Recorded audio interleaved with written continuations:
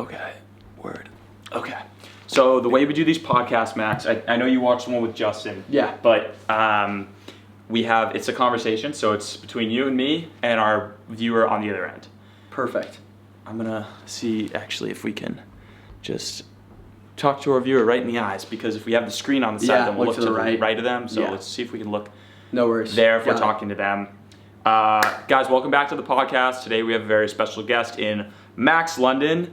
Welcome back to the 8 a.m. podcast, I should say, not just the podcast. This is the 8 a.m. podcast, where we document, where we bring on talented young creators like Max himself. Let's go. Rapper we have here. You should hear his shit. Look him up, Max London, on Spotify, SoundCloud, and Instagram. Yeah, or Apple Music as well. Apple Music. Oh yeah, the whole nine.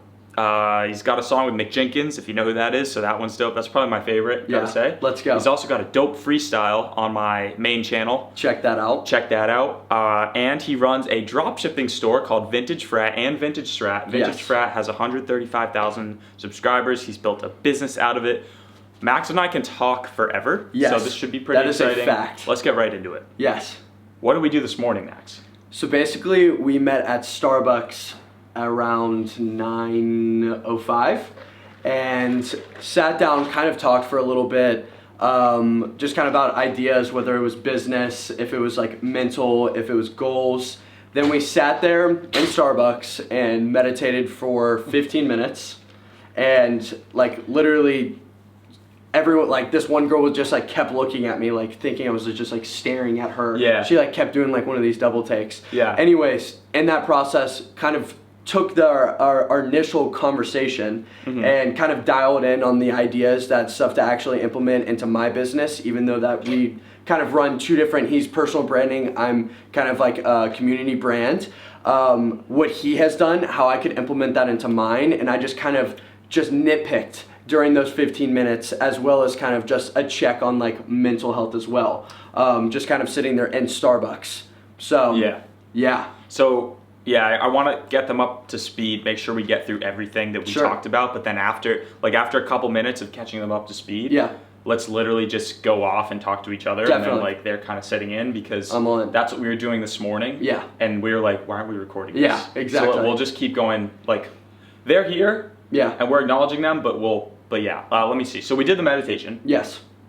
And we did a stillness meditation. So basically what that is and Max was asking me what kind of meditation we do, or what kind of meditation I do, and I've been focusing on the stillness thing, where basically you don't move your body, you don't focus on not thinking, you don't focus on a word or anything. It's essentially just awareness and bringing your attention to what you're feeling in your body, whether it's your finger or if you feel social pressure around you. That's like the biggest thing that I notice when I do stillness in public, especially, is like I feel like people are looking at me. But what does this do? It increases your awareness, and I was telling Max, like, the best thing that ever came out of my meditation, aside from like video ideas and stuff like that, was, and it's kind of a process that I do. It's where I take an outer intent goal, which is basically a goal that I can't particularly control, or that I don't know how it's going to happen. Exactly. So for example, make a large sum of money. Sure. And I say this is going to happen. Then I do the meditation. And I come up with these ideas during the meditation from whatever sources give them to me, like whether it's like the universe, whatever you want to call it. And then afterwards I act. So this morning we did that. I had a few ideas, and then Max started talking about Vintage Frat and some of the things he does with that. Do you want to talk about Vintage Frat a little bit? Yeah, so I'll kind of do the evolution. Let's catch them up to speed with that. Definitely. And then we'll get more into like current stuff. So I'll kind of talk about the evolution. So basically the idea kind of arose when I was sitting with my friend literally at lunch. We were trying to find old vintage Patagonia jackets, and I was like, do you know a place that we could get one? He's like, actually, yes, there's an account called Vintage Frat on Twitter. I was like, okay, I'll go check it out after this. Basically, like, went home, went on Twitter, wasn't a thing. I was like, he might have been Instagram, went on Instagram, wasn't a thing. I was like, dude, I cannot find this account that you were just talking about. He's like, No. It's actually called Vintage Deals. Vintage Deals. I was like, okay. Well, Vintage Frat isn't taken on Twitter or Instagram, and like I know Old Row and Barstool, they post some vintage pictures, but it's not their main thing. So I was like, I'm just gonna zone in on this. You found a golden niche. Yes, money. Like I saw that and I literally made the account right then. Like we were mid texting and I like made the account right then. Didn't even know any of the branding. I was like, let's just start. Like we gotta start. We gotta take this name. So basically took the name, went on other accounts, started kind of building a collection of some vintage fraternity pictures because I knew if I could find some content, it would start running organically long term. So basically was like taking stuff from Old Row, Barstool, kind of like tagging them, giving them credit as well. By one Old Row post, and in one day, my account went from 100 followers, 200 followers to 7K in one day. Wow. In one day. Old Row reposted you, and they're like from Vintage Frat. Yep. Just tagged me and added me, and I knew Dude, that's that the JT Fox strategy. Exactly. Yeah. It's like, I knew that our audience would be super similar, and I knew that their audience would like my content. I just had to, I literally had like 5 or 6 pictures up. That was it. And like people just liked the idea immediately. So they jumped on it. From that moment on, the account literally started to run itself. People just submit in the pictures. I don't have to go search for anything anymore. And slowly over time, it's just built in this whole entire community. So when I was around 20K, I was like, I could probably start making money off of this. So I was like, I'm gonna go to Goodwill, I'm gonna go to thrift stores, I'm gonna do all the above, find vintage clothing and sell it to them. So I was buying a shirt at Goodwill for $1. I would find Master shirts, Master golf polos, literally for $1, $4 at Goodwill, sell it for $45 on Vintage Frat. And I was like, wow, okay. I now have a platform to flip. That's all I was thinking. I have a platform to flip. Yeah. Basically, when I was around, I was doing that. The Gary Vee. Exactly. That's literally the Gary Vee, except I had a perfect audience to sell to. You know what I mean? Niche I was audience, like, exactly, money. So kind of did that until I was around 40,000 followers. And I was just kind of saving up my money because I knew I wanted to do something with this business. So I was just saving up my money that I got from that. A kid approached me. His name is Cameron, Tailgate Classics. Go check it out. Sells all vintage clothing. No fraternity content whatsoever. He approached me. He said, I have the clothes. You have the advertisement. Let's do a contract together. I said, sick. Perfect. Mutually beneficial. Let's set this up. Okay. So set it up. I was like, okay, I can really make money off of it. Yeah. That was the first time I was like, I can actually make money off of Instagram. Like, how much were you doing a day? For us, at first, the first month, the month before he did $3,000 before for the whole entire month without my advertisement. Good the side month hustle. The month that we partnered together, he did 7.5. Okay. The next month. So like doubled it immediately. Doubled it immediately. Yeah. We were both freaking out. We were like, this is a perfect like scenario. That basically was funny. I remember the first time I did an 8 a.m. drop. Yeah. I did $7,000 in a week. Wow. And, dude, it's insane. Like, damn. The moment you have a dedicated audience like that, and you do $7,000 a month. I mean, because that was a month, but it was in a week because it was built up. Right. And it's like the moment you have that audience and you drop something, like you're delivering value, and then you finally ask, and you make $7,000. That's insane. I mean, it's revenue. But, so it's like what, $3 grand profit or so. But like, the moment you do that, and you're like, oh my god, I can make a living doing what I love. Exactly. That's a beautiful fucking moment. I definitely would dive into that later. For you, it's not necessarily what you love. It's supplementing what you love, but it's showing that you can make a living on your own. It's the beautiful. I'm going to talk about that literally at the end of the evolution. Okay, why I use Vintage Frat. Yeah. Anyways, just like you had the realization, I can make money off of this. Like, this is a side hustle that could possibly turn into a real life thing. So. Basically was pushing that. We had a contract. Our first contract was a year long. Knocked out the year. Everything was perfect. Then we kind of got more into the nitty gritty, more business side, like taxes, like basically really diving into everything. Like, all right, let's make this as legit as possible. Right. We have an Excel sheet basically on everything. The not fun part of the business.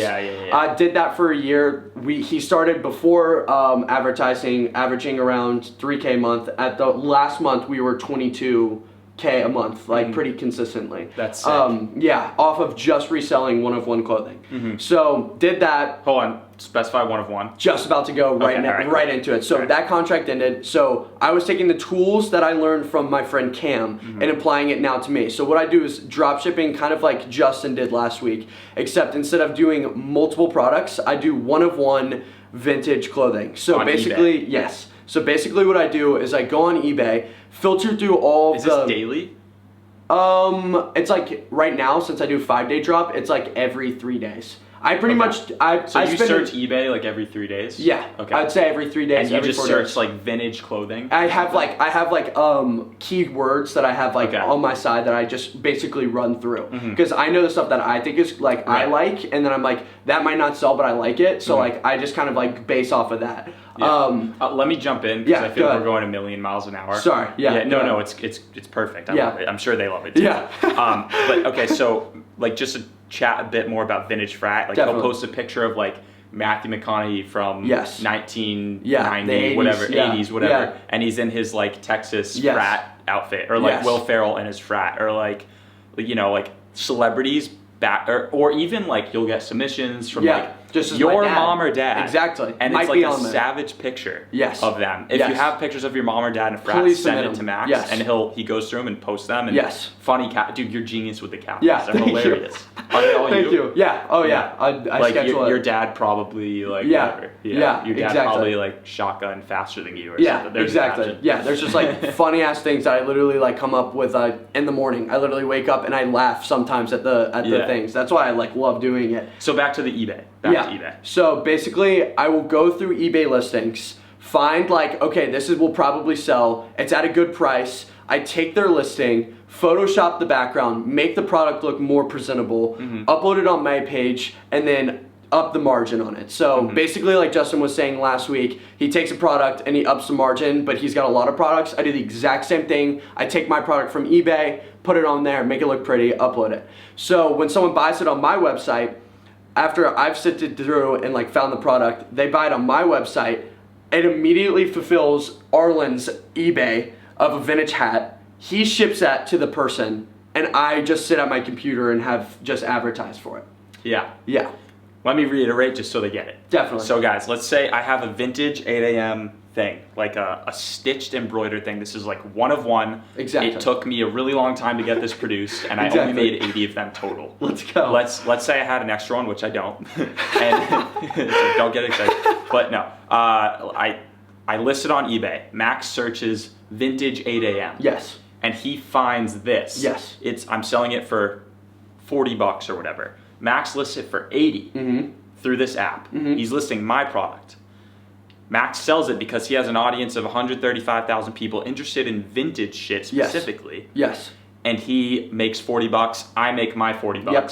You're happy, I'm happy. We're both happy, yep. But I'm the one who ships it. Max doesn't touch a damn thing. Exactly. Insane. I'm in Australia, and people are shipping from United States to Canada, United States to United States. I sit at my computer and do that exact process that we do, and they do all the heavy lifting for me. When I first started with Goodwill and thrift storing, I had to upload the products. I had to physically take the picture, upload the products, wipe the background myself, and then go the next day and actually ship everything. So I was like, wow, I'm dedicating about 2 hours a day, like packaging, shipping, everything, sending it off. I was like, how can I delete this process? Right. And over experience and actually doing the nitty gritty, you find workarounds slowly but surely. And that's when you reach like a super easy point. Yeah. But kind of like what he was saying earlier, when you have the realization when you can make money so you can do the thing that you love, that is exactly what I do with Vintage Frat. So I take most of my profits from Vintage Frat and fuel my music passion. So I think at the end of the day that people like say you want to start a business yourself, you want to start a dropshipping business and you have a niche kind of going.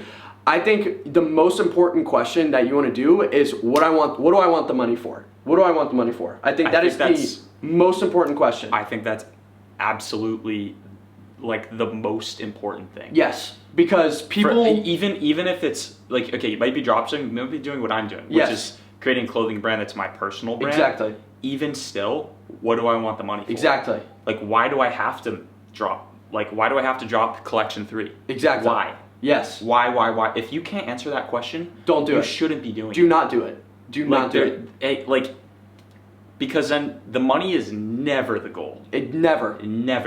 For you, it's supplementing. So tell them like how you're supplementing. Yeah. So basically, I take the money from Vintage Frat and I fuel my advertising for my music, whether it's buying features, whether it's buying reposts.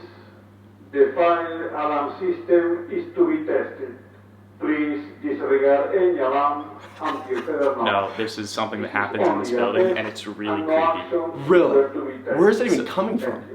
That? I don't really know, but I don't know if you guys heard that, but there was the fire system tester. Yeah. And it, like, sometimes it echoes weird, and it makes this, like, purge type noise, and the guy's accent is really bad. Yeah. So, anyway, let's get back to because we just made the dopest point. Yes. I think what's interesting, too, is that we just got interrupted, and we probably snapped their attention. Probably. Something that's, okay, no, let me explain that. So, something that's really genius is disruption. So if you can jump out of the normal, like if you can somehow, like for example, Kanye West song, I Am a God. Yes. Like the song's like, I am a God. Yes. Hurry up with my damn massage. Middle of the song, there's like screaming. Yes. And running. Love that. That's disruption. Yeah. And it's calling you into presence. I like that. It's like, I think it's genius. I don't know if that's what he was doing, but that's what I like to think. No, rather than monotonous, just like, oh yeah, drop shipping business, like, yeah, fucking wake up, wake the fuck up. It's like that. It's like that's exactly what it is. Yeah, no, it is. It's like get out of your shit. Yes. Get out of the day-to-day like social conditioning is the worst. Yes. Flip around, pay attention. Definitely. Like, take action, get on your shit. Okay. Yes. So yeah. Back to the passion thing. Back to the passion. Yes.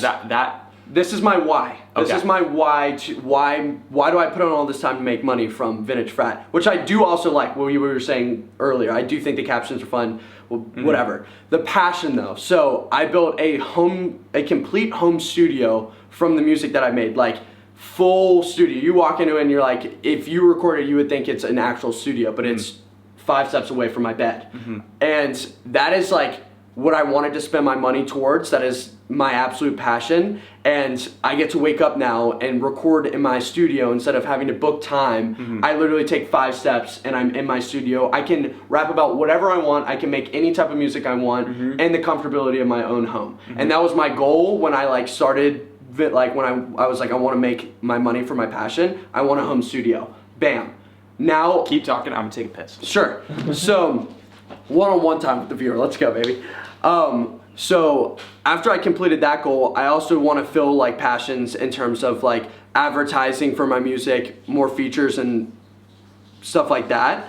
However, I also have another passion where I make videos with all my good friends, and my next goal is, all right, I want to be able to have enough money to buy an Airbnb for the summer so all my friends could be together and we could all work and create together. So that was my new goal with Vintage Frat. Once I've completed my home studio, I was like, I want to buy an Airbnb for the summer so we can all work for our internships and just create in general.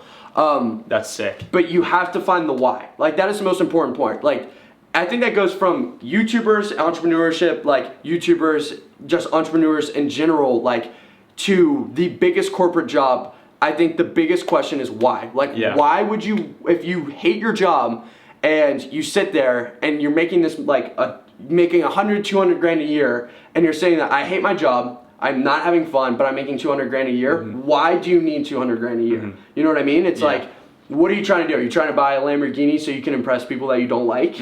Like, or do you actually have a why? Because if you have the why, the grinding kind of is fun because you can see the progress to you hit your why. And I think like that is the most important. Like that is the most important thing by far. Yeah, absolutely. And I can already see people typing right now like, Max, what do I do if I don't know my why? Yeah. Right. So I think with that, you know,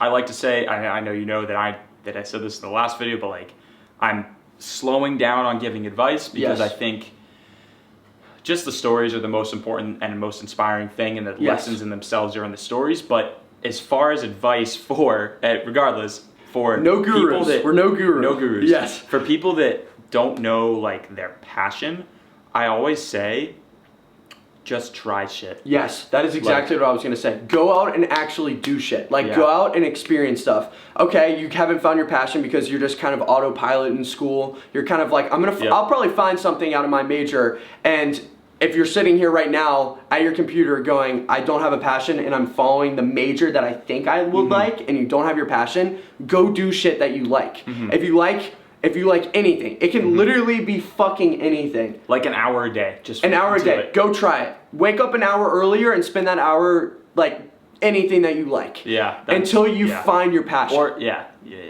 definitely. That's what I think. Like, if you haven't found your why, go do shit. Because I think it's the most relatable position to be in. Like, because I was there. I mean, I'm sure you were probably there. Yeah. Like freshman year, I remember being like this, like watching a video like this. Yes. Like, fuck, like I want to do something in this life. Yes.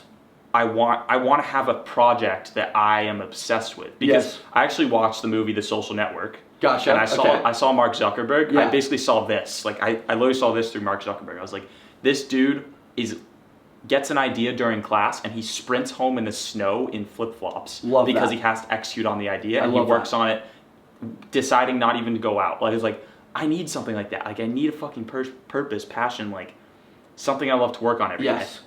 I didn't know what it was, so I just tried shit. Exactly. And I don't know, I think I mentioned in the last podcast, not sure, I've mentioned it at some point, I tried to start an app. Yes, I remember. I don't know if you talked about it in the last podcast, but I remember you talking about it. And here's the thing, like I actually worked at it. Yeah. Like really fucking hard for like a year. Yep. And it failed. Exactly. But I learned a lot. Yep. I learned a shit ton actually. And it brought me to where I am today. Exactly. Which is in a much more happier place. So I think it starts with doing what you like, and what you like is typically a process. Yes. I think that's most important. Like, it's finding processes that you do daily that you know eventually will lead to something where you can support yourself. Yes. So originally it was like, okay, building this app every day is going to eventually make something cool. Sure. It didn't. But then it led me to, okay, making a video every day will eventually lead to something cool, which it did. Yes. And it takes iteration after iteration, process after process. It takes doing. Trying shit. Doing. That is the biggest thing. So you were going to say. Yeah, so I was going to say, like, okay, they're going to sit there and they're going to do a ton of shit, and they're say, okay, I've been doing stuff for weeks, months. You find that you don't like anything that you're doing. That's great. Yeah. Don't do those things then. Yeah. Like, you've tried those didn't work for you. Stop doing those things. Keep trying on things that you like. Yeah. You know what I mean? Yeah. The more that you do, the more that you'll figure out that you don't like and that you do like. And then the more things that you do like, zone in on those. Yeah. Find things that you're good at. You know what I mean? Find things that you're good at. That's it. Exactly. 80-20. So, okay. I want to pause here. Definitely. And take a turn. So right now we've gotten up to speed. We've given them some actionable tips. Definitely. Let's resume the conversation than when it was just you and I just talking about what's going on, like some strategies we're doing. Yeah. And just have them kind of have like an outside view of like our conversation. Sure. So where do we leave? We're talking about the GIFs, right? That app is dope. The GIF? The GIF app. Can I download that app? Oh, the GIF. I thought you said gifts. Yes, I'll definitely show them that. My phone's right here. What's it called? Because I want to download it. It is called Film 3D. Okay. Film 3D. Yes. Film 3D. And then I'll pull up an example of someone that they would know. Capture Life's Memories. This one? Yes, that one. Okay. Pull up ASAP. So, we can. I'll show an example of it. It's difficult to not engage the viewer and just try to have this conversation. Yeah. It's like they're sitting in the room.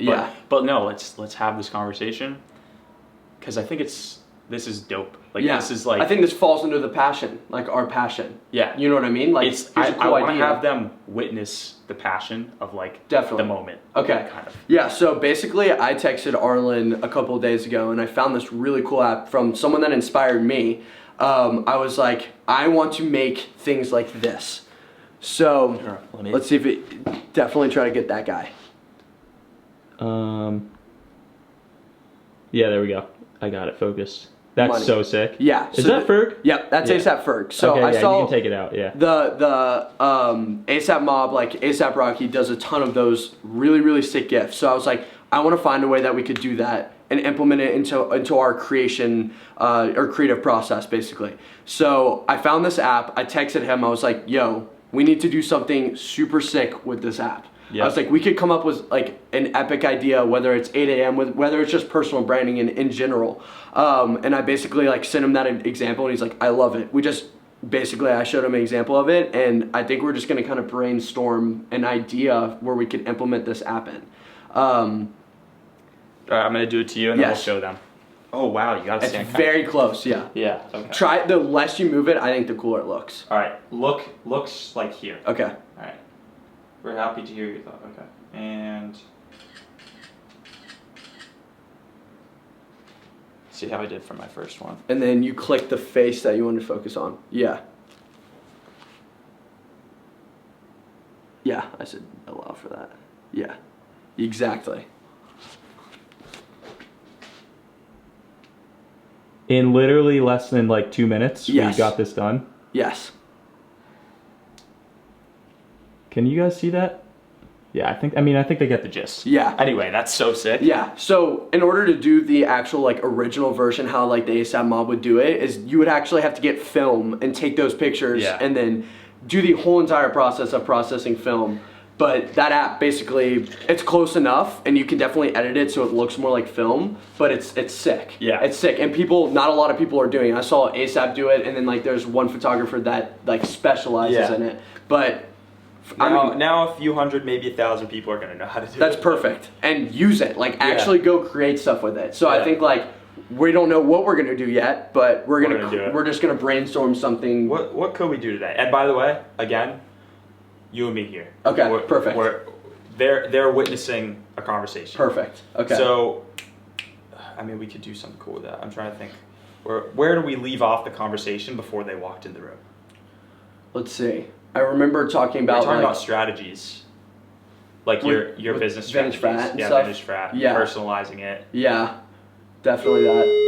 Oh, there's a guy. Immediately.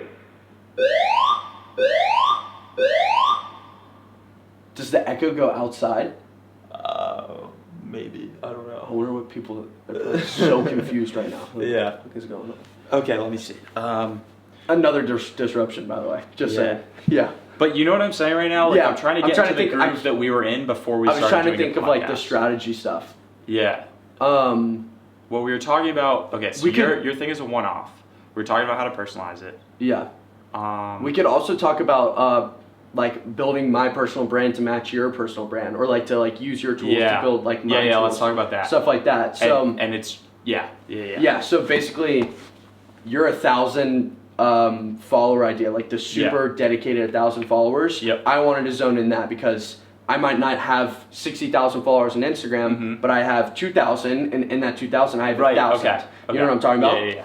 So I want to be able to kind of attach those 1,000 to be closer to me, to be more engaged with me, and to like enjoy my content. So I'm gonna give you tips right now on how to do that. That is perfect. This is perfect. And then, and then vice versa. I was gonna Vintage implement Frat to 8 a.m. Yes. So yeah, that's what we were kind of talking about that one time when we were walking back from the Gary Vee. So I love this. Yeah. But I also like the toothbrush thing. That's like just a small thing that I've just been starting. Okay, yeah. Yeah. So you want to work on engagement. I think you want to work on building the true fans. Yes. Which the toothbrush thing is good. Yes. I'm like struggling to tell them what the toothbrush thing is, but we're gonna let them figure that out. Yes. You have to follow Max. Yes. Okay. Let me see. Engagement, true fans. I would say. Okay, so there's a couple things I've been thinking about. Here, we're back into it. Perfect. I got it. Boom, I got it. So there's the Gary Vee side, which is respond to every DM. Mm-hmm. Okay. But there's also the Seth Godin side. Do you know Seth Godin? No, I don't. He's written 18 books. Okay. He wrote Purple Cow. Okay. I remember them talking about Purple Cow at the talk. I haven't read that yet though. But basically what Purple Cow is, the main thing of it is don't be better. Or no, you can be better. What is it? No, it's just be better, or be different, not just better. Okay. So be different. So he wrote that. He wrote this book, Poke the Box, which is like one of the best motivation books I've ever read. I picked it up in a store. It's probably like 60 pages, but I bought it anyway because I thought it was like so fucking powerful to take action and shit. And he's written like 18 books like that. He has a blog with 1 million readers or more. Wow. And he doesn't have comments. enabled. He does not interact with his audience really. Wow. All he does, like, so there's the two sides. There's Gary Vee, respond to every fan, build those 1,000 true fans, or just focus on your craft and everything is noise. Like, everything is noise. Gotcha. Okay. And it's interesting to think about because, like, you can go either route and it's gonna be fine either way. Yeah. Like, it's weird, isn't it? It's like, it's weird to think about because you want to show your fans you care about them, especially the 1,000. Definitely. But you also want to produce the best stuff, and the best stuff is always going to be what you think is best. It's going to be right here. Yeah. You know what I mean? It's not going to be someone saying, oh, I really like this, or I really hate that. If you start listening to the noise, then you're going to lose your craft. And Seth Godin, so I took some notes on a podcast. So he literally said, don't take notes on the podcast. But I took notes anyway. Seth Godin. Fuck. Different. What would he say? He said, maybe I didn't take notes. No, I took notes, but they were like directed notes, like they were applicable to something I was already working on. Sure. Anyway, so there's those two sides, which is interesting to think about. But I think as you're looking to maybe sell vintage frat at some point, definitely, maybe outsource your eBay process to someone else, and you're looking to make music your main thing, like that's your main thing, definitely. I think like nurturing the relationship is going to be really key.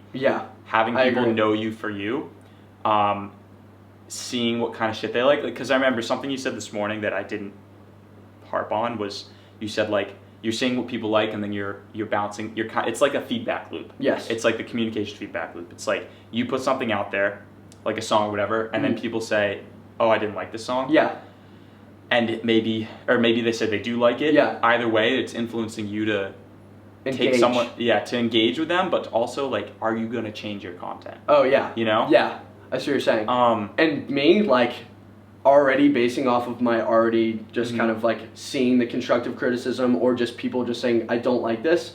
I've always just kind of, because like when I record, it's typically just me. And I put my phone, if I'm not like writing, I put it away. I just kind of, it's literally a conversation with me and an instrumental. And like my head. That's and good. That is it. Like, and I do exactly what I want to do like then. It doesn't matter if I'm fucking around on the beat. It doesn't matter if I'm trying to be super serious. It doesn't matter if I'm trying to be really sad. It's just like one-on-one. And that's like one of the things, I don't know, have you read the book Flow?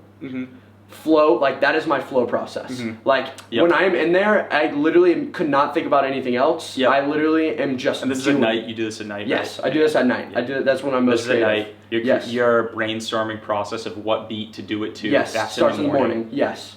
So that way, when you hit the flow stage, you can just go in and start up and go. Like it's. Easy. I think. When do you typically respond to fans? When is that process happening? Like developing that relationship with your 1,000 true fans. Yeah, I'd say, especially with the toothbrush stuff, like just like right now, right when I wake up. So it's like because we're on different time zones though. So when I wake up, like everyone's done through their day, and I wake up and I see all the DMs already, and I just respond to them right when I'm sitting in bed. Then I get up and start my morning. But I'm gonna have to probably change that while I go home. So that's kind of interesting too. I think when you go home, it's going to be best to do it during what's called the trough phase. So like we talked about that book When. Yes. So like morning is for brainstorming. Night is for the deep work, like obviously grind. You're not talking to fans during. I don't think you should talk to them at either of these phases. It's the lunchtime midday, the lull phase where you're like can't really focus, can't really be creative, kind of tired. That's when you. That's like the time to do that, to nurture those. So I think you should do that. As far as building out the personal brand. Okay, let me see. Negatives on me, personal branding, what we talked about earlier. I don't have a lot of content out. Especially on my Instagram. I could definitely ramp up those pictures, content, as well as music. I only have 7 songs out right now. 6 songs out. And like, as soon as I get home, like I already have my songs ready to go. I have my studio ready to go. Like, go and record that, put it out, and then I want to shoot music videos. Right. I want to shoot like 3D film, stuff like that, stuff that's engaging and interesting, that catch people's eye, and then kind of open it as a gateway for them to know me and my music. So I think you need to put more stuff out. That's all. Definitely. You need more content. There's no way around that. You can freestyle forever. Yes. You probably do freestyle very, very often. Yes. You should do like the Tim Westwood Juice WRLD thing. Yeah. Like you should do that every week.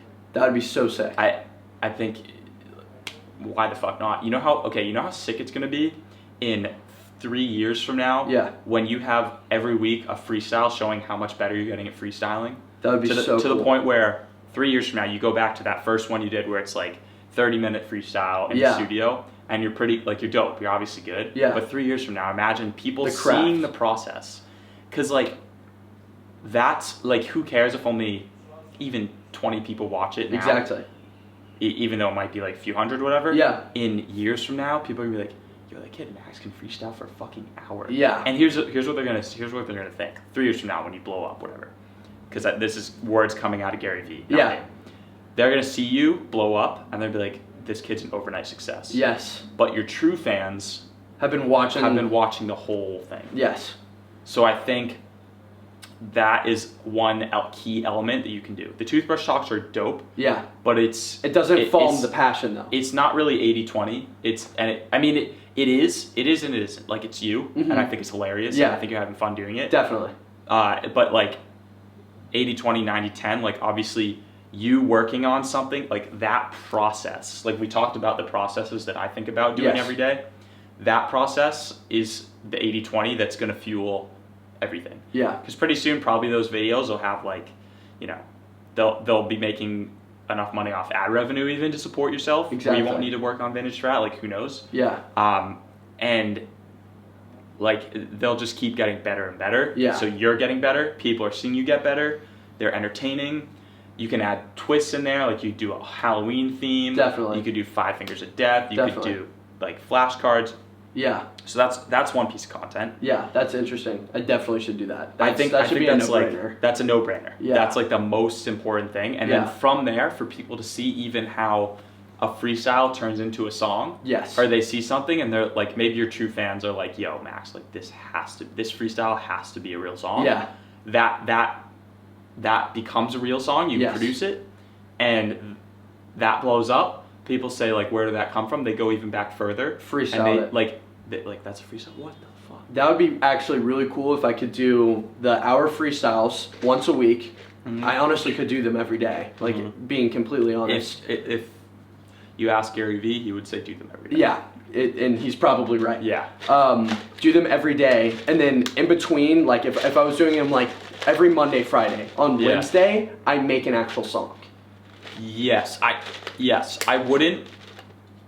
I mean, that's totally obviously up to you. Yeah. But just in my experience with YouTube and videos, like putting the pressure on yourself to put the actual. So there's the two different things, right? There's the documentation of it, which is the freestyling. Like that's just you're flowing. Yes. And you're letting shit come out of you. And then there's the actual product that you're making. Yeah. And to put a pressure on the actual product, I think is,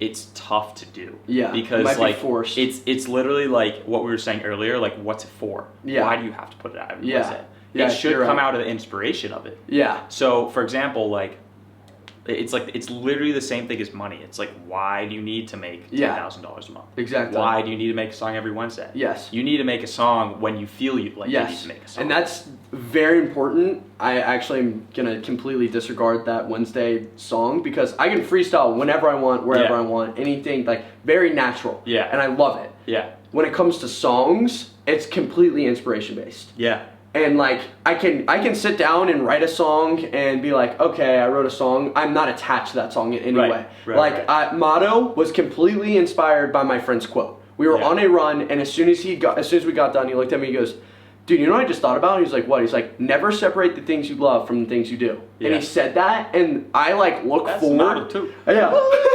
Dude, that part of the song is so sick. Yeah. I think you should do that more, by the way. The like start talking in the morning. Oh, okay. The singing. Whatever that is. Yeah. Because that's, you know how Chance is like, yeah. That's unique. I heard that. I was like, if he did that at the beginning of every song. Yeah. I just imagine you backstage at like Coachella. Yeah, just like people woo! hear that, they're like, oh, he's coming on. Yeah. Like, woo! And then people try to do it and they can't. Yeah. But like you could, because I can't do that. Yeah.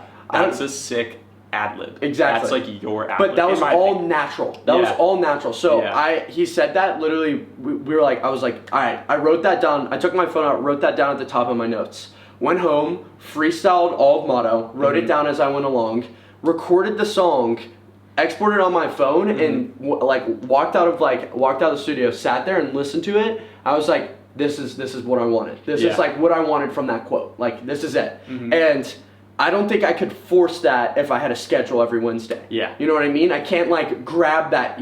I have no, this is an external thing. I had no power that he was going to say that quote. Right. But as soon as he did, I took the internal like activity to actually do something with it. And as soon as I did it, I had the whole entire song and I was like, that's perfect. And the first time I ever performed that song, I'm not even kidding, I like went to go say the words like that. Never separate the things you do, like the things you love from the things you do. I couldn't even say those words because I was in the midst of doing the thing I love. Like I literally could not. I have a recording of it, like on my computer. I couldn't say it. Like it's like going, like the music's playing in the background, so it's gonna continue going. But me on the mic, I couldn't even say those words because it was so true. I was in the full embodiment of doing the thing I love and doing it at the same time. So you just didn't say them? No. So like the music was playing, like I'm performing. In front of people. Right, like 200 people are in front of me. Okay, yeah. And I literally like went to say those words. Like the music, like I'm saying, like the lyrics are already playing. So like my song's playing in the background. And I went to like say it. It's only like a slight second of me saying like never separate the things you. You have the video on your phone? No, it's on my computer. Okay, yeah. I have like the whole entire thing on my computer. And like I like went to say it and I'm like looking at everything and I'm like, this is literally what the quote is. Yeah. I was stepping in the actual meaning of the quote. That's so sick. It was like the full epitome of why I'm doing it. That was like, here's my why. Yeah. Bam. Right there. Not even I don't need to search any further. That's like awesome. Being on stage was like the sickest thing. And then here are the quotes. Here's a quote that my friend said after we were done from a run. Yeah. I'm now telling people these like at a concert. That's sick. It was fucking amazing. That's sick. Yeah. So like that quote, all based off of inspiration. I wouldn't have that whole process and that why moment if it wasn't completely inspirational. Yeah. You know what I mean? That's absolutely sick. Yeah. So fucking sick.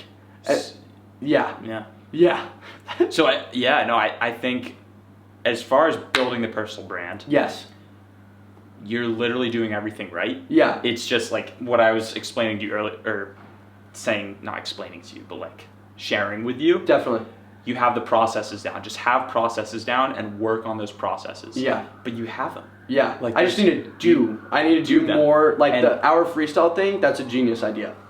Our Freestyle, like that's a great process, knowing like that's in your control. Yes. If I do this, eventually it will grow to a point where it's like, I can do this. Yeah. I do this. People know I do this. Yes. I'm impacting people. Yes. And it's crazy. And I actually heard another Seth Godin thing. It just popped in my head. How do you know, like, what is your purpose? Like, what is your mission? How do you know it matters? Yeah. And he says, you don't need to impact 1,000 people. You don't need to impact 1 million people. All you need to know is that, and just ask yourself, if I don't do this, will people miss it? Damn. I like that. That's how you know something matters. I like that. That's a reiteration of his words. It's so curt and so simple. That's so and it's true. Like, and it kind of puts you like in a certain frame. It's like, it doesn't matter the amount of people. It's just like, will anyone miss this? Yeah. You know? Yeah. Another thing I want to bring in. Yeah. Like,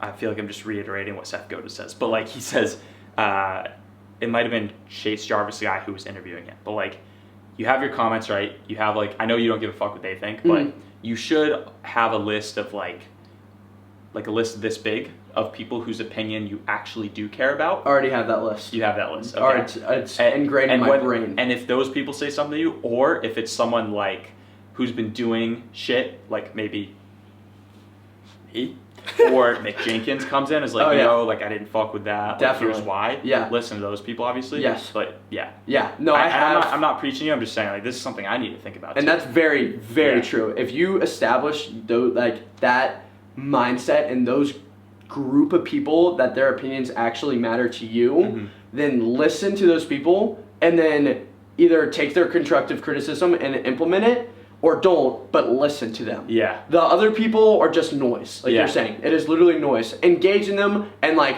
you could have a great relationship with like your whole entire audience, but it could be noise. And that's like a thing that Gary Vee says is be here. Like be in your head. Be so in your head that you just focus on you, and the people that say I love you or I fucking hate you, who cares? Right. Be here. Like that's so true. Like if you let your head get blown up by all the people say, I love you, you're so good at music, you're gonna blow up, you might become more passive. You might go, you're right, and then sit on your work. But if you're so here and don't look and you just put into your craft, then like those things are gonna happen regardless. Yeah. And I think that is super important. And that goes back to actually going and doing shit, focusing on your why and your purpose, and staying true to your opinion and the close people around you's opinion. Sure. Like, I think those three things is, like, super fucking important. Yeah. Super fucking important. Yeah. We're flowing. Write that down, baby. I love this. Fuck. All right, I'm trying to think more. Because, like, I feel like I've said everything I need to say. Like, you're on the track. Yeah. There's nothing. I mean, it's just, like, work on the systems. So maybe the freestyle thing...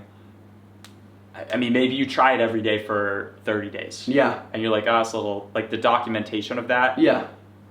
Honestly, you can't even go wrong. Like I just don't see how you could ever go wrong. It's just I need to do. Like I need to do. Like everything is in the green. Like go, do it now. I just need to do it. I would even say, like from what I've learned, like doing the 100-day challenge, there are days, and I'm sure you've gone through it too, but like there are those days where I don't want to make something. Yeah. But I learned this from Gary too. Like he tells D-Rock, he's like, D-Rock, even if there's a day where I don't want to do something, film it anyway. Yes. Because that's part of the documentation. Yes. It's like, okay, Max didn't want to do something today, but he made a song about not wanting to, probably like Bruno Mars. Today I don't feel like doing. I can almost guarantee that song probably came out of him not wanting to do something during the day, but he forced himself to do it. Yes. And in that forcing, something amazing came. Exactly. So it's like but don't force. It's like saying force yourself to document. Don't force yourself to create. Yeah. It's just kind of like hold yourself. Hold on. Go ahead. Sorry. Just pause on that quote. Okay. Force yourself to document. Don't force yourself to create. Okay. Force yourself to document. Yes.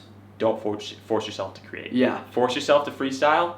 Don't force yourself to make a song. Yes. Right? Yes. Because freestyling is so, it's like it's literally as laid back as having this conversation right now. Yeah. That is my freestyling too. Yeah. A song, I like to be alone.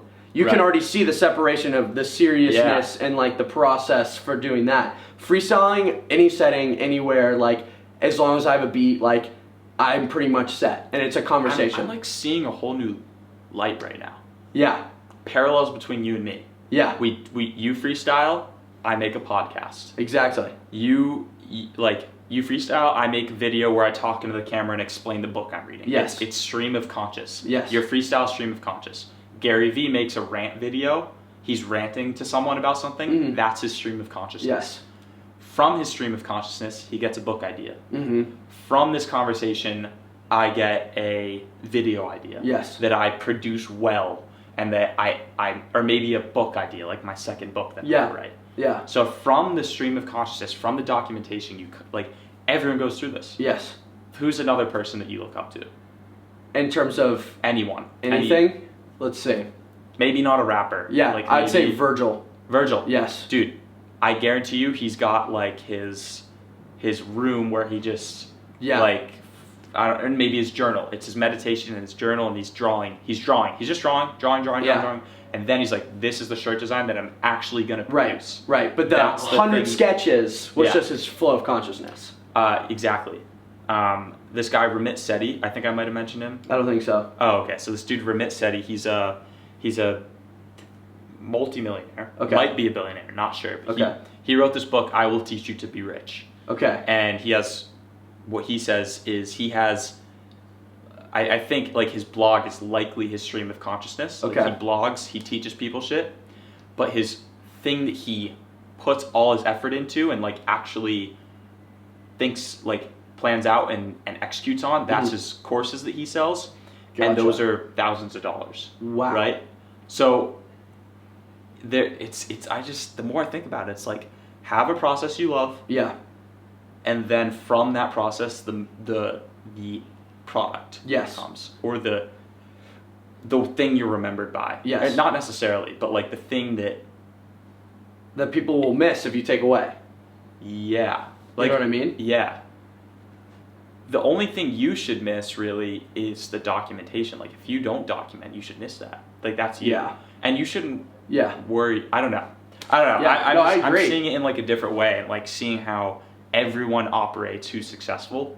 They have their process, and then from that process, that inspires the product that everyone knows them for. Yeah, and I think the most important thing is loving the process. Oh yeah. If you love the process, the problems that you have to solve every single day, if you love solving those problems in your process, you will be happy. Yeah. You will be happy.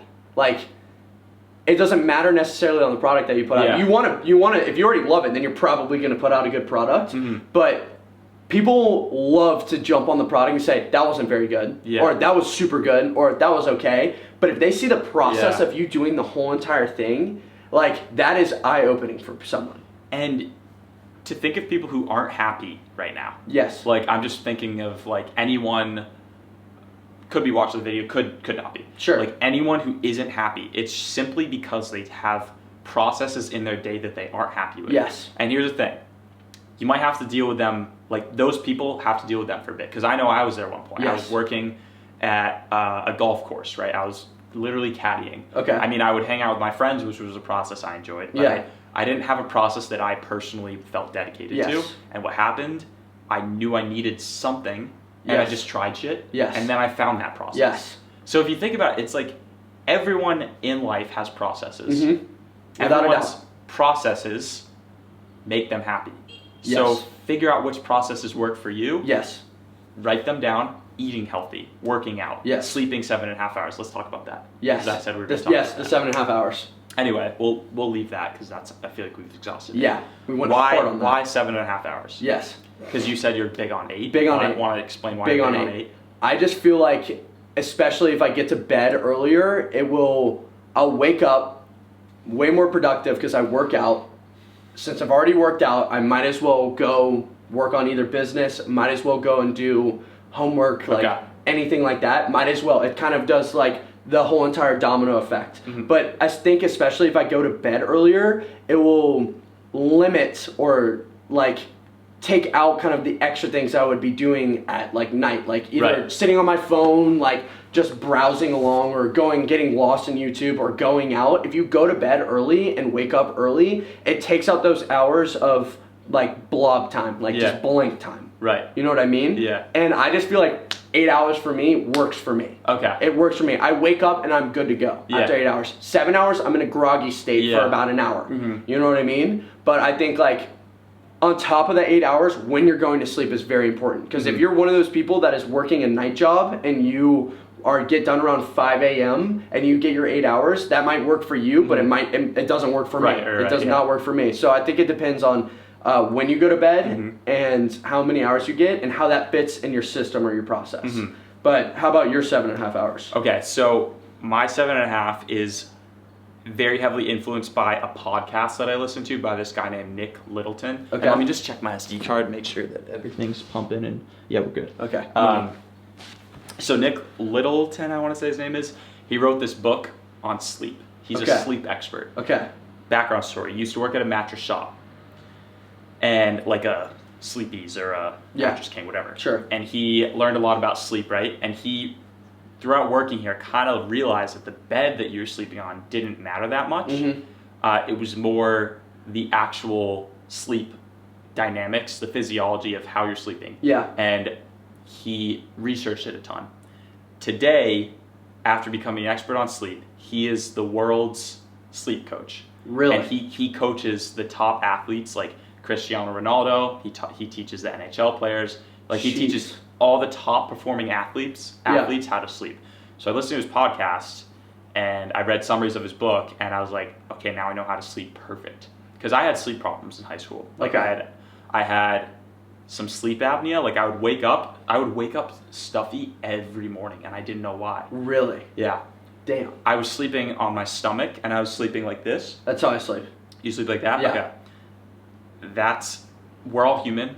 That's just straight up not the best way to sleep. Really? Yeah.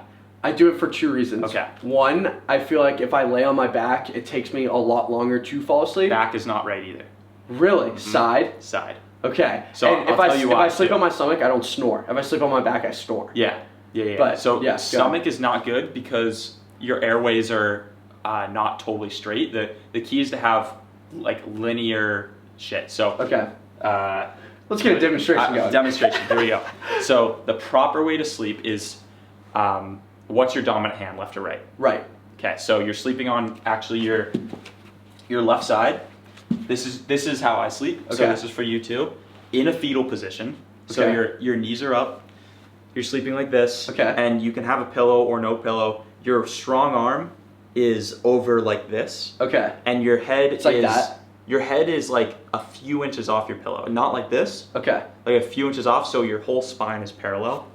And the reason that you're sleeping with your dominant arm covering you, Yeah. a few things. So through evolution, we have had to develop mechanisms to be defensive in our sleep. Mm-hmm. So if we sleep with our strong arm covering us like this, we're covering our heart, we're covering our even our neck area. Yeah. And if someone were to come into the room, the best position we can be in is to be able to go like that. Okay.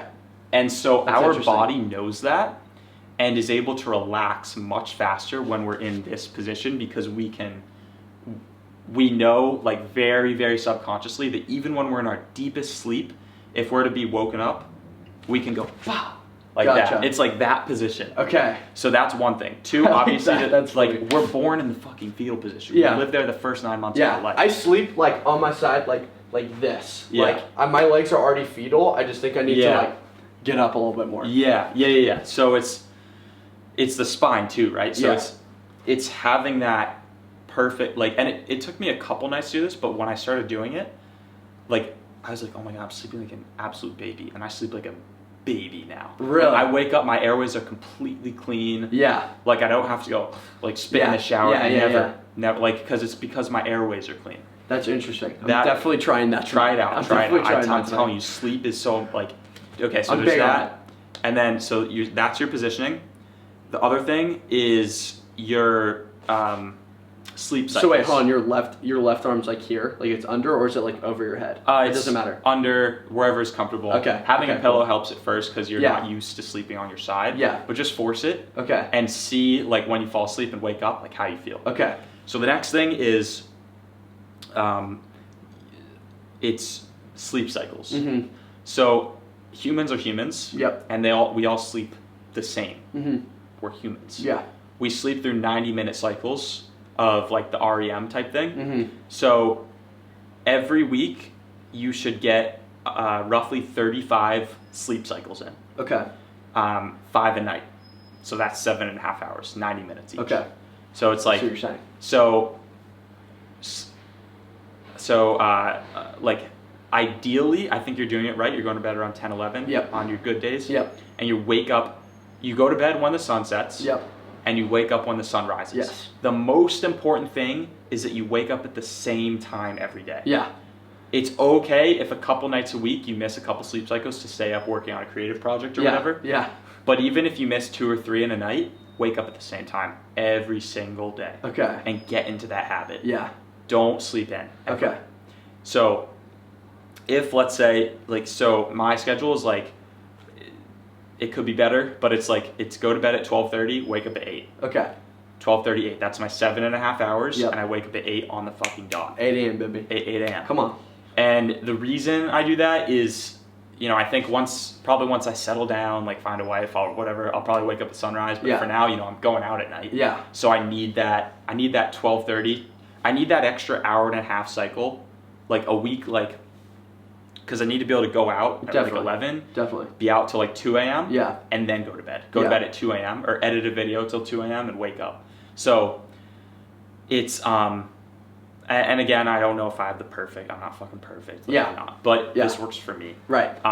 And so it's like if I stay up past 12:30, I won't go to bed at 1.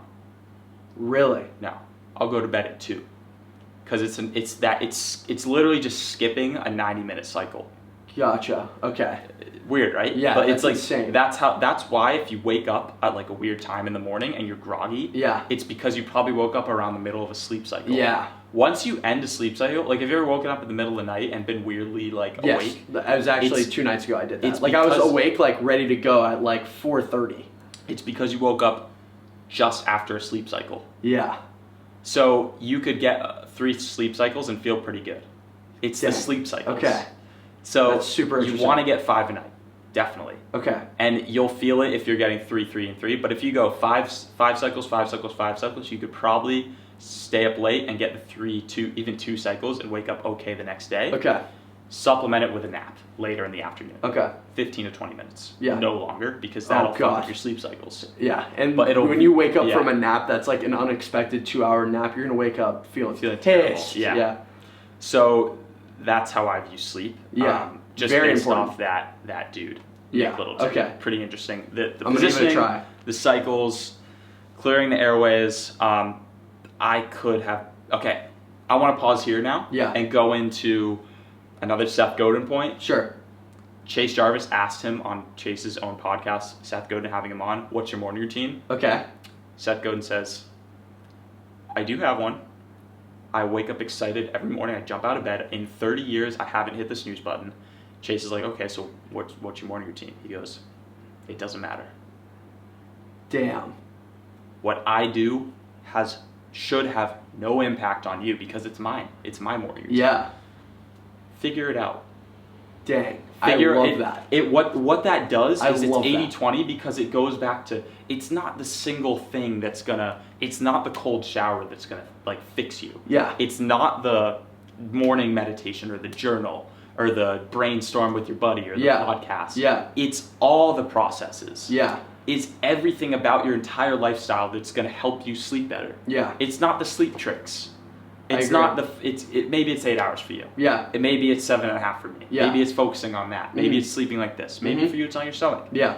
But it's what matters for you. Definitely. And it's going out and figuring out those processes your fucking self. Yes. Rather than sitting in front of a computer and listening to to people talk about processes that work for them.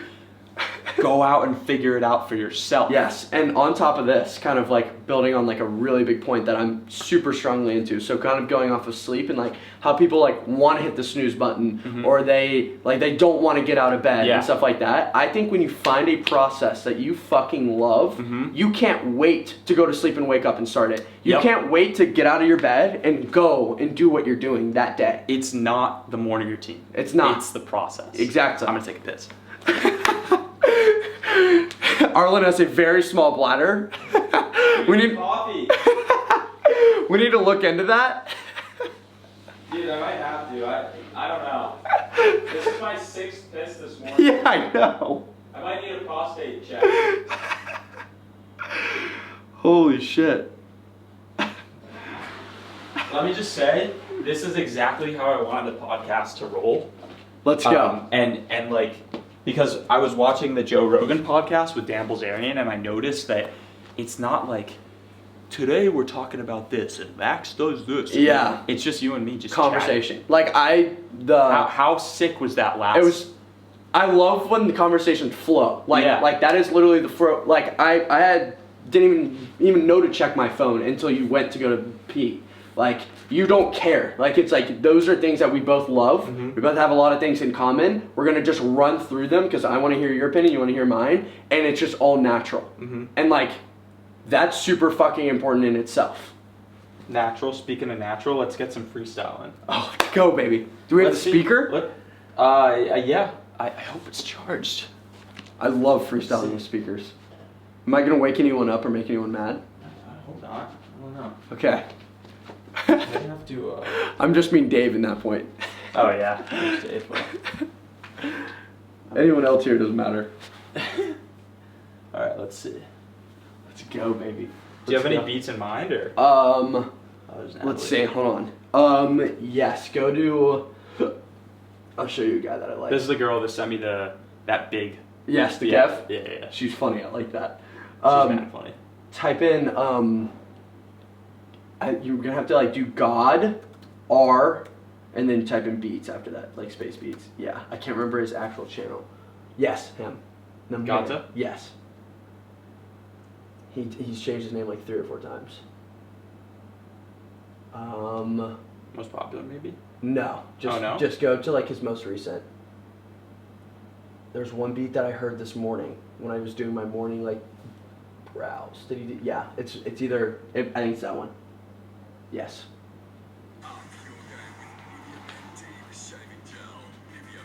Okay, she's charged. Put it so you can hear it.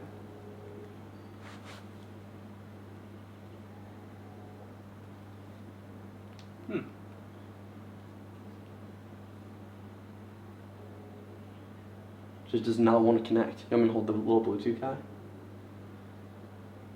Oh yeah, interesting. See how we get in here. Connection. Yeah, I'll try.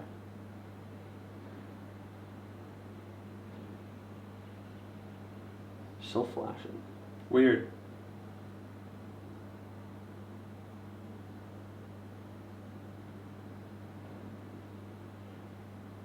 Connected. Let's go. Money. Turn that shit up. Ooh. Does it beep or is that all the way up? No, yeah, it doesn't beep. It's okay. It's fucked. Okay, it's okay. I love how we're ending this on a freestyle. Like, yeah. After that whole entire podcast. I don't even know if we're gonna edit after this. Okay, cool. We'll just see what happens. I'm down. I don't know how long a viewer's gonna sit here and watch, but if they stay through this whole entire fucking thing, it's just you and me. It's just you and me. Yeah. We're just chilling. Woo. Hey. Woo. Love sample beats. Yeah. Run it back. Hey. Yeah. Do what I gotta do, put it in motion. Everything I'm touching is golden. Look at my car system, the way that I'm folding. Put it in motion. We can talk 6 hours about sleep. And you just sleeping on me and him, and we gotta get it in till we really get it in. Now we feel like we're friends. Oh. Yeah. Running toward that finish line. Oh. Yeah. Scoop up maybe a couple of dimes. Oh. Yeah. Loose change from my pocket. Yeah. Hey, blasting off like a rocket. Hey, NASA. From my pocket. NASA. All these girls damn jogging. Oh. What we doing? The American flag going high up to the pockets. Oh. Stacking up that green. Coming out my pockets. All these girls around me, yeah, they know they're trying to jog it. And I'm rocking. My boy. Max got that man bun. Man bun. Going, call me up now. I don't have no Samsung. I'm rocking that iPhone, that X, yeah. I don't need that XS. I just got the excess. Hey, all these rocking. It's that access to the X-ray. I'm about to go and we just flip it 2 ways to a 3-way. Oh my God, that's just on the highway. We living on these migraines cause my head hurt. I just gotta kill this fucking shit until my knees work. Sitting and going and flowing off of this shit. Yeah, remember like 2 years I wasn't even into this shit. Now we standing on stages, blowing heads out brainless. Now we walked around with stainless. How the fuck do we talk about this? I say, oh God, our beats. Give me some free beats if you really want to go off top. I mean, I got you, you got me. Yeah. How much long we got? Yeah, I was about to say, it's probably done. Switch it up. You have another one? Let's see.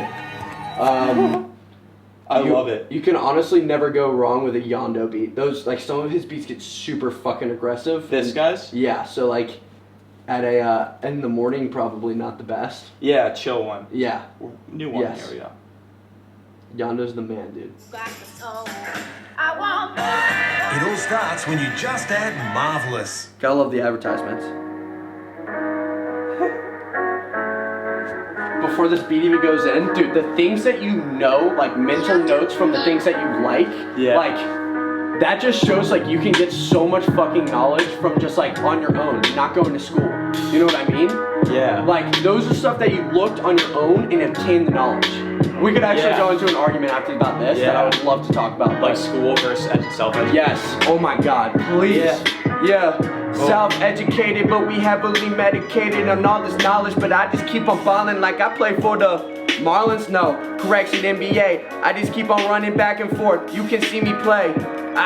Coast to coast, we just ball like we beast to coast. Now we gotta see the shit, hit it like a free throw. That's an M1, so we get a 3-point. How you think we running shit? Running so hard till my joints hurt and my knees, ACL tearing. I just got the game cut, you just pairing. And we got the bitches staring. Got the Gucci dripping on my person, she embarrassed. Knew that I just fucked it so good. And she yelling out in my 8 a.m. hood, and I stole that line from Mac. That's okay though, we just spitting facts.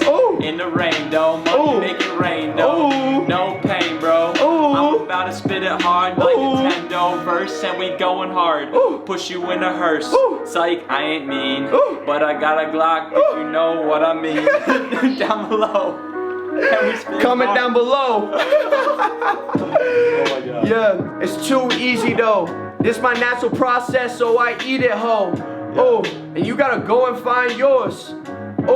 Then you go and find yours. It's just that fucking easy, but you really gotta go out and just do it. Now we breezy and we coolin', we just flying out the dome. How you take it home? I'ma run it home. That's from first base all the way to home. That's a home run. Yeah. Shout out to the Red Sox. My boy Pierce hitting up the plate, going crazy. World Series. Throwing out the green monster, going hey. Everybody chilling at the parade. We just gotta keep a couple natty lights up. Got the girl lights up, showing all the ice up.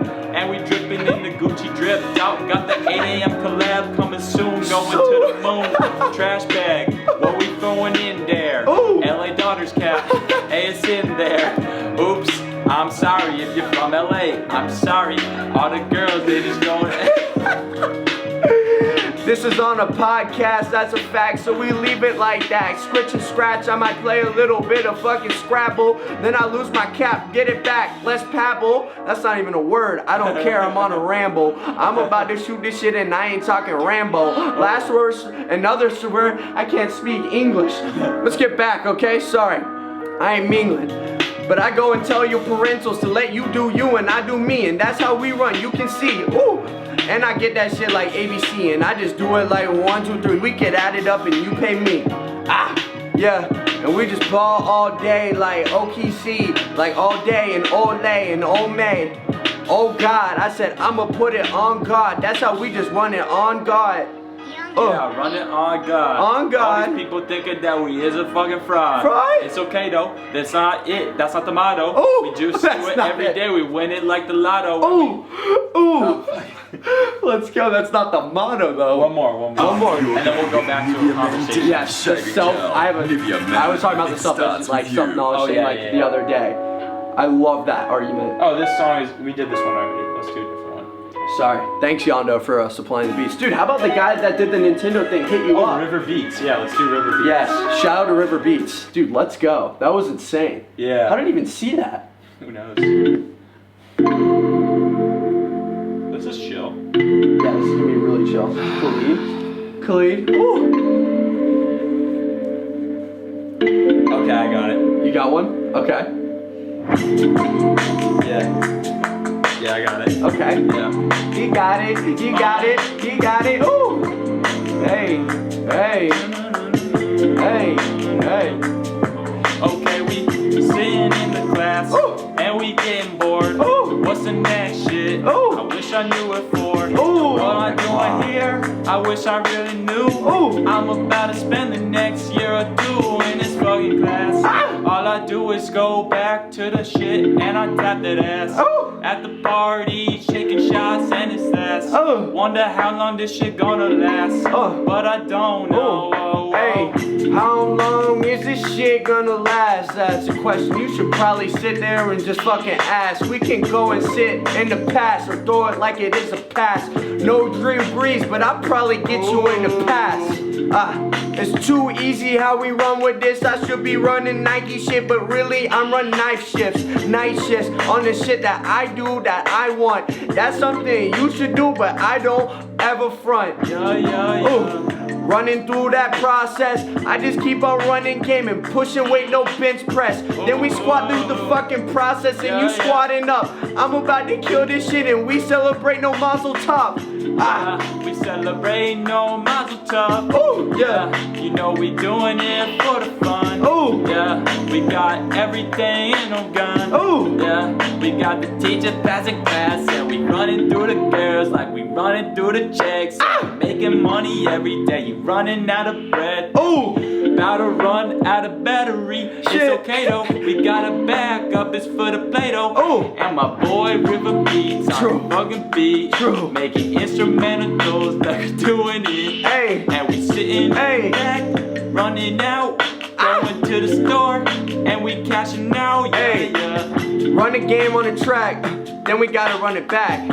Shout out River Beats, he gave us that. Hey, running in my ADM flippies, what the fuck you thought? I ain't fucking with you unless you a thought. Psych. You ain't a thought, no. You ain't a really a thought, no.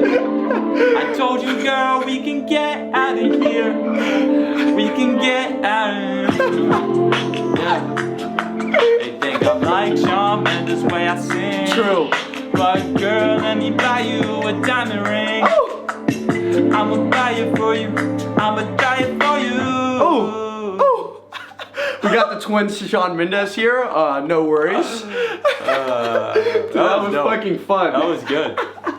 Let's talk about college. Yes, I want to talk about self-knowledge, like, before we even dive into that. But, so we go from freestyling to schooling. Self-education. Yes, so, I think about a week ago, my friend basically had, like, an internship for a huge firm, and he was like, shit, like, he's, like, a bio, like, chem major, but he, like, wanted to do biochem, like, consulting in basically a business firm. So he's like, okay, I'm gonna need to know business questions. So he was like, okay, I have a week to prepare for this. I'm gonna go out there and get the knowledge for it. Okay. So he went out and basically taught himself a whole entire finance course in about a week. He's like knocked out every topic, basically what we've been covering in finance now, knocked out everything because he needed to and because he wanted to. He needed that knowledge, so he went out and got it himself. Yeah. I think one of the biggest problems with the system that we like are currently in is you sit in class, you sit there and there's like maybe a couple things here and there that like, oh, this could be helpful for my entrepreneurship business, or this might be good like later down the road. Most of the time, I'm not interested on the course material at hand, so it's gonna go right over my head.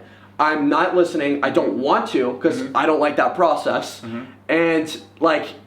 You're just not going to obtain the knowledge after the like all said and done. Yeah. You know what I mean? So Well, here's the thing about the education system, and I'm just like a reverberating regurgitation of Seth Godin right now. Sure. But this is something that he said.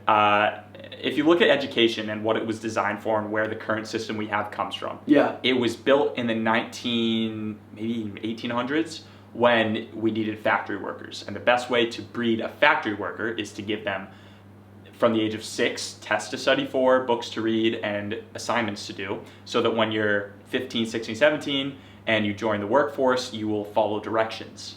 Gotcha. That's why it's like it is now, and it's the exact opposite of what we need. The standardized test was built in the 1920s. I suck at those. I suck at them too. They're stupid. They're especially so now stupid. that I have a process that is making me happy. Yes. I don't need a test to make me happy. Exactly. And the test was invented in 1920, and Jeez. it pretty much became irrelevant pretty quickly. Yes. I mean, it's a test of knowledge, sure, but like, the most important thing is finding a process you like, which school doesn't really do. It shows you how to help other people's processes. That's Definitely. all it going back to processes. Education doesn't help you find your own process that you like. Yeah. It helps you become a part of a cog that is someone else's process. Yes. So like you might be great at math, Yeah. right? Like, I learned math. Why am I good at math? So I can analyze some stocks for some dude who has a process that he likes, which is like building this business. Yep. It has nothing to do And with. you're only helping him loving his process. Yeah. You're not. And loving you're it probably yourself. you might like there's This is might such be, a good point, dude. Yeah. Like, dude, beautiful. there might be some people like this works for me and you very well. Like this is like so up our alley. There might be someone, you might be watching this and you might fucking love finance or you might fucking love math and you love solving math problems day in and day out. Yeah. You might love that and you will have job security, you will have monetary like security and you might love that. Good for you. Like that is you, does not tend to me, does not tend to you. It probably doesn't tend to the masses. A large majority of people, I bet if we could like get all your viewers like in the room that have a job right now and say, raise your hand if you would love to do that job for the rest of your life. I bet 3 or 4 would probably raise their hand. That were like very confident, like me. Like I love what the fuck I do. But like if you're not one of those people that doesn't like doing other people's work, you might hit a ceiling, like, oh, I want to climb the CEO ladder, hit a ceiling after that, and you're like, no, I'm limited to the business. Like, do what you fucking love to do. Like, find that process that is limitless. Like, what you do is limitless. You can upload 1 billion fucking videos. 1 billion. You can do an infinity if you wanted to. Too bad we die, but... But will we with AI? That's a good question. Keep going. That could be another thing. But like, the thing is, it's limitless. Like it is literally limitless. I can make as many songs. I could go and record a song on my phone, upload it to Spotify. Who's gonna stop me? I'm the boss, and I can literally do what I want. And the things that you and me have learned to build our processes has been learned from experience, going out and actually doing shit, and wanting to find the knowledge. Okay, I don't know how to drop ship. I went out, had a contract with someone that didn't know how to drop ship. I took some tools, and then I learned the rest on my own. I didn't go sit in finance and say, okay, here's 5 steps to make money, do these things, and you're set. Like, I could teach one viewer right now how to drop ship. You could probably replicate my business right now. Here's what's wild. Here's 2 things. One, exactly what you're saying with action. It's all learned through action. I forget the fucking first point. God damn it. Were you going to keep riffing on that? Because I want to let you keep riffing if you... I was just going to kind of like say like... It's learning by processes. Yes, like doing.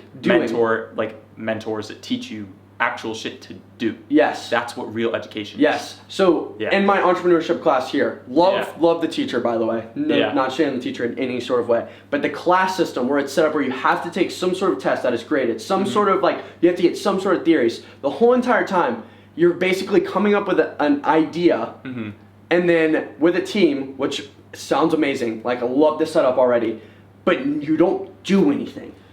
You don't do it. You don't actually do it. And I'm sitting there, I'm like, all right, guys, we have a good idea. You're not creating value. Exactly. You fake it. You literally fake the interface. You fake a prototype so you can present it, and then you're done. Oh, God. And imagine starting a business right now and going, okay, here's my whole business plan. Here's everything I have to do. Here's a fake prototype. I don't want it. And dropping it. What if my whole channel was, all right, guys, I have this great concept for a video. We're going to go through each step. Here it is. And then nothing. See ya next week. On our next concept. We're going to do another concept video. Exactly. And this time we're going to have slides. Get ready with animations. Like, it's all, like, theory-based and, like... It doesn't create real value. You don't do. Here's another beautiful thing that I was thinking about recently with, like, the creation process and the documentation process. It's because it's creating, it's documenting real shit.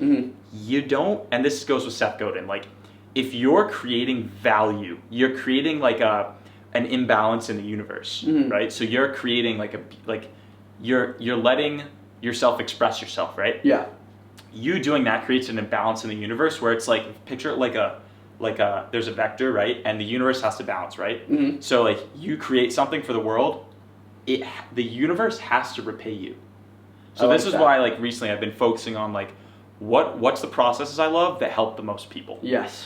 I'm huge into that. And maybe I don't even have to help the most people. Maybe I have to help someone. Right? But like either way, the universe balances it back out such that I'm okay. Because I've actually created something. And then the thing of like worrying like how much money do I need? Like that bullshit. That works itself out. And I've struggled so long with worrying about money because I just grew up with like, oh, money's like so important. But like really, really, really, like the truth, if you can accept it, is that if all you care about is creating things, yes, and educating yourself through experiences, yes, the money follows, the fame yes, follows, like all that shallow shit follows. Yes, and dude, that is like, I think it took me. I was 16 when I just realized what you just said. I was literally 16 when I was like, I told my parents, I was like, I don't care how much money I'm making. I don't care if I sleep on your couch. I don't care what is happening as long as I will be able to create what I want to do and like make music, make videos, do shit like this. When I can wake up and say, I'm get to do this today, I'm happy. Like I can tell right now my mood is very high right now and I'm very happy right now as opposed to if I were in class right now. Yep. I'd be sitting there like this, being passive, listening to something that I didn't even really want to like hear about. Probably like working on your vintage frat listing, trying to listen to a new beat or texting a buddy about it. Exactly. I'm doing my booking for vintage frat for the month. Yep. And in finance class, we're learning about finance, and I'm doing accounting in finance class. So. And it's like, it's just insane. Like, and it's amazing the fucking power it has over you, because if you drop out at junior year, even though you already have something that's clearly way better than what you're learning, yes, it's like they got you. Yes. Like they got you the moment you sign up for it. Yes. Because if you're in a year and you drop out, you're a failure to society.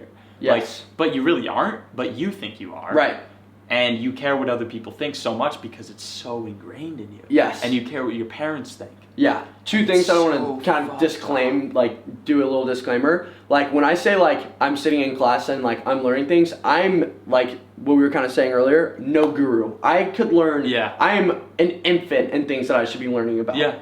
Like I'm gonna go and throw that out there. Like, but you're self-aware enough to know that what you've learned on your own is so much more powerful than what the teacher said. And it's working. Like I can see progress. Like people, like someone sitting next to me that has no business. They're just sitting there and they're hoping in the system. Like they're praying in the system that they're gonna get out. It's riskier than doing it on your own. I agree. And it's a myth, and it's an absolute like scam. Yeah. It's the most devious. It's daylight robbery. And for you and me, it's so white and black. Like there's no gray area. But there are people out there who are fooled. That they're fooled and it doesn't work for them, and they hate what they're doing. There's people that are okay. They might figure out what they love. They might find their process in college. Don't get me wrong. There's people that do that. Then you have the extreme of people that love what they're learning. I have a friend here. Loves what he's learning. Loves projects, loves school. He is all for it. And utilizes the office hours. Exactly. Like loves it. If he loves that process, more fucking power to you. Yeah. Good for you. Do that. You do that. But if you don't, that's you and me. You have to. I love how Gary Vee says, if like you're in college because your parents are like saying like go to college, they're paying for your college, you're doing all that, go there. Take it in a sense like you might learn if you really apply yourself, you'll learn what you need to learn, like that you want to learn. You know what I mean? Like you're gonna take the things that you want to learn. You know what I'm saying? But like take it as a vacation and take it as time to keep pushing before the real world. That like our 4 years, that's like how me and my group of friends think about it. Like it is an interim time where we're pretty much grown adults and we could be doing what we want to do, but take this time where you're at school and push those ideas and push those ideas. Like don't sit back and be passive just because you're at school and then you graduate in the day, then you're like, all right, now I'm gonna go. It's start now still, but you have that cushioning time. You know what I mean? Yeah. But dude, self-knowledge compared to like educational knowledge, like I think when you really want to learn something, it's the same thing. If you really fucking love your process, you can't wait to get out of the bed. You cannot wait to fucking wake up that day. Same thing with knowledge. You want to learn how to dropship, you want to learn how to start your own Shopify, you're going to go on YouTube, you're going to go on Google, and you're going to learn everything. Every problem that you want to solve, you look it up on the internet. Or I might ask you a problem, and you help me with it. Like, help me, give me the answer. You have a problem, I might give you the answer. You know what I mean? You will seek the knowledge that you need to know. I am so strong believer in that. Yeah. Such a strong believer in that. So let me tell you something I think you're going to love. Okay. So I'm building a course in the future. Okay. And I've been skeptical about it because Gary's like, oh, you're not, why are you a life coach at 21 or whatever. But I have very recently realized that I'm pretty much an expert on being a micro-influencer. I'm sure you are too. And you could do something similar, dude. But here's the thing, like, I'm gonna build a course, but it's gonna be different than any other course than anyone's ever taken. Mm-hmm. No lectures, no video lectures. It's gonna be an online course. Okay. No videos. Okay. No notes. No tests and no grades. Okay. So what do you get? That's what I'm gonna build out the exact logistics. But what I do know that you get. Yeah. If you join my course, first of all, who am I looking for? Yeah. I'm looking for people who were like you and me a few years ago that knew that they wanted to do something, but they were a bit scared to do it. Yes. It's like me. It was me that wanted to make a YouTube channel, but I was too scared to do it. And Yes. I didn't know what editing equipment I need or what so literally I need those people. I'm gonna take maybe 50 to 200 max. Okay. And we're gonna be in a group, like a group chat, maybe like Slack or Telegram. Yep. And I'm gonna give only assignments. And the assignment is gonna be likely create a video a day. I like that. That's basically, it'll be probably like a 30-day thing, so like 30 videos. That's what you're gonna do. And each assignment is gonna teach you something. Okay. So the first assignment is obviously make a YouTube channel and upload something of yourself talking to a camera. Yes. And after, like, because I've coached people. Like I've given you a little bit of advice, but I said, I've coached Natalie, who's got 20,000 subscribers now and has a profession. Yep. I have coached Maggie and Emma. Yeah. Maggie called me up. Well, I told you this. Maggie called me up, like, whatever ago, and was like, "Hey, I want to start YouTube." I was like, "Great, I'll give you assignments." Yep. Assignments, boom. They teach you and they put you on the path.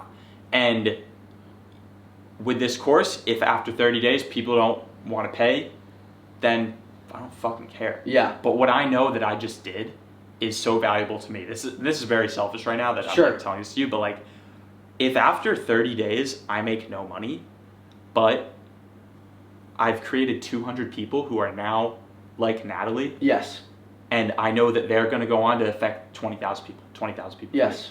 You know how fucking sick that is? Yes. That's fucking beautiful. I want to say 3 things about your course when you're done. So, first thing I fucking love is the fact it breaks all traditional conventional learning, where you sit in a lecture or you take notes or you watch a video. You do. The assignments force you to do. And if they're held accountable, especially with a group, like, they will most likely do. Especially if money is an incentive, like, they're gonna do it. You know what I mean? Like, it's like you pay someone at the gym to teach you, so you go to the gym. Like, that's why you have a trainer. I might as well, because I already fucking paid. Exactly. So, doing. The second thing is, it gives them an excuse or kind of like you're giving them permission to start a YouTube channel. Yeah, so in a social event, so it's super important. People that care what people think, we all care at some extent what people think. To some extent. But and when people are like, they might start a YouTube channel, do a video of them in their bathroom vlogging, like saying like, all right, I'm starting a YouTube channel, I don't really know what's gonna happen, blah blah blah.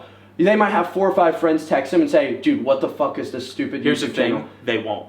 But they might. That's a fear. This is the worst case scenario. 99% of the time, your friends are probably gonna go, oh, okay, or cool, like shit, I want to come be in your YouTube channel or YouTube videos. You know what I mean? If that 1% of the negative people that hate what they love, hate what they're doing already, text them and say like, dude, why the fuck did you make a YouTube channel? You go, well, I signed up for a class that forces me to do it. Bam. No social scaredness. Like, you don't have to be terrified. It eliminates it. It's gone. So it gives them. And even if they're even further scared of that, I'll tell people like, dude, like, I'll DM someone and be like, fuck you. Yeah. Like, I'll DM your buddy. Yeah. It's like, but the thing is, the only reason why they're hating and they're taking the time to hate on you is probably, most likely, they want to do it themselves, or they hate the process that they have in store right now. They hate their system. So the last thing that I love about your course is it is just completely supports the point of like this, pretty much this whole entire podcast. You are fueling the system that you like. You want to influence people. Here's a way to start influencers that you are spreading your like seed of message to all different types of potential communities. Yeah. And you take joy out of it. Yep. Why not do that then? And then even on top, the thin layer of awesomeness at the top is you might get paid. Yeah. That's like genius. And here's what I think is also cool about it. It's like, I respond to every DM. Yeah. If you don't have money, like, I'll probably charge, I don't know, I'm thinking roughly $200. Okay. 30-day money back guarantee, or money back guarantee if you don't like it. Yeah. You can DM me today, be like, Arlen, can I get some assignments to do? Yeah. And I'll fucking tell you what to do. Yeah. And dude, like the thing is, like, I'll do it for free. Yeah. But this is like, obviously to have it organized. Yes. Is like, I'm not gonna just do that for free. Yeah. You know? Yeah. But I will if they're not happy with it. I think, the money back guarantee, it's just like, I think especially as humans, after doing something, like putting a ton of effort and like following a passion, at the end of it, you're not going to turn around and look at your mentor and go, you didn't help me. Yeah. Like, no one does that. And if they do, it's like, then this probably isn't cut out for you. You know what I mean? Like, this isn't your process. This isn't your system. Like, would I, like, necessarily want to start vlogging? Probably not. But if it was music, vlogging, lifestyle on top of all those things, I would like to do that. You know what I mean? And, like, I think your system and, like, that, like, class is, like, breaks the traditional, conventional learning that most people despise, and you actually have to figure out yourself what the fuck to do, and you do it.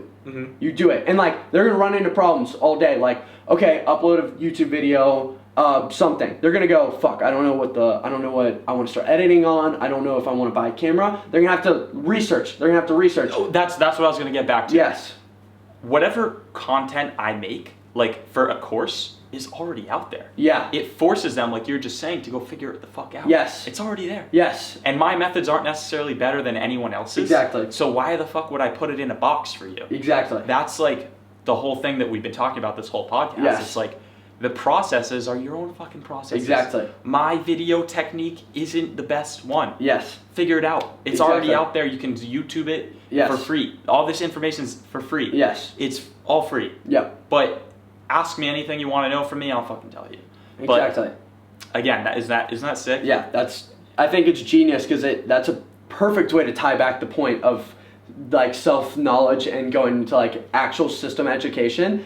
You just basically did the whole 180 and said like, here's a way for self-knowledge for you to follow your own passion. Bam. Mm-hmm. And like, I don't know. I think that's genius. I think that's fucking genius. And a lot of like for those 3 points that I just brought up. But that's I'm gonna fucking say sick. a quote from Seth Godin that really sums up this podcast really well.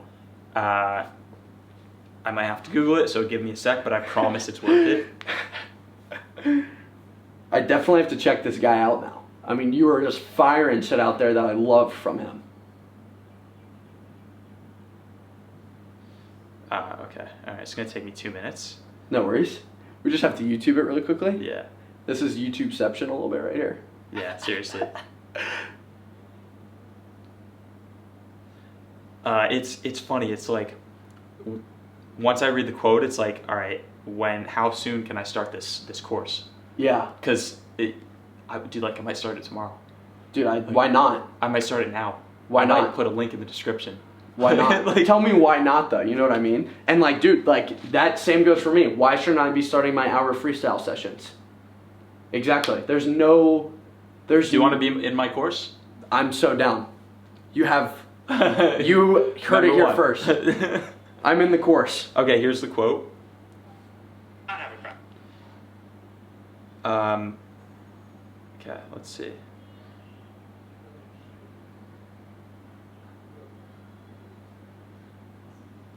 Okay. Seth Godin says, "My mission is to help people to understand that it's not someone else's job to do those things that will change people's lives for the better. And we should, it's not other people's job to do the things that will fix the education system. Mm-hmm. It's our job. Yeah. And we shouldn't do those things tomorrow. We should do them today." I agree. I fully agree. Step 1. 8 a.m. The 8 a.m. creator sprint starts today. I like that.